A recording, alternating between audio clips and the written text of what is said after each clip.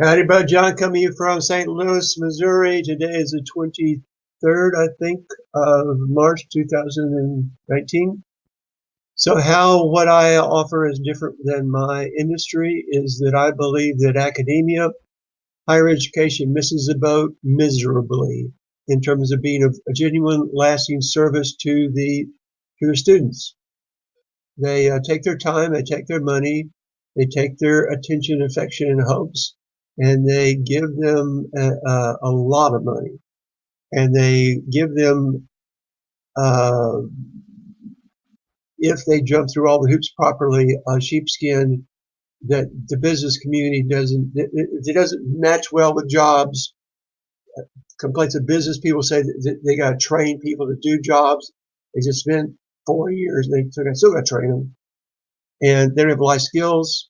They don't know how to budget. They don't deal with real issues about fear and guilt and shame and grief. They don't deal with time management. They don't deal with goal setting. They don't even deal with how to study. I've dropped out of college 3 times. Each of those is a long story I won't go into, obviously. The third time, the last course I took was a Saturday course that a professor offered for free to teach students how to study. Use an itty bitty booklet. I learned more in that afternoon about studying than I had in 16 years of college, which is wrong. If I would have learned that way earlier, had reinforced, I probably would have had a much, much higher GPA. It was a seminary. I worked at a seminary for 12 years. And expensive books, boring lectures. How can you hire and pay a professor a whole bunch of money and get all the money from all those kids, and the teacher and the person is incompetent as a teacher and just yappers and put tests that are stupid with things that don't really last or mean anything, and making them learn in seminary years of Greek and Hebrew. I talked to pastors a few years ago. They never use it, but it's necessary academically. What they don't teach, there's some of these they don't teach. Academia so far out. So in my area, I know I'm going over how much I'm going over.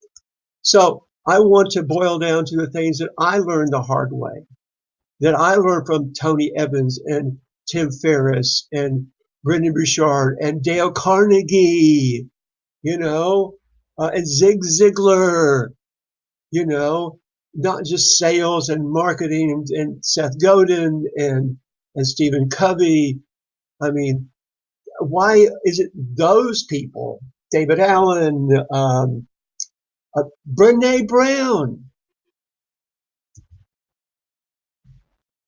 I mean, half the stuff on Oprah, not all of it, and not most of it, maybe a fourth of it, or just, God bless the ladies and all there, but a fourth to a third to fourth to fifth of that is useful for all people, for all youngins. People in their 20s, they need to have those kinds of insights.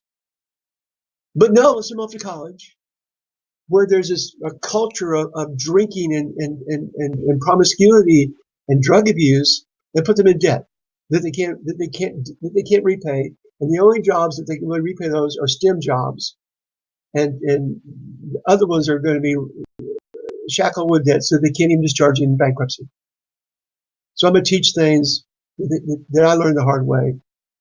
Many things. So I need to respect it because I want to talk to college students, but I don't respect the I love the students, but I don't respect the institution and their stupidity and their arrogance and they're trying to keep up with the Joneses.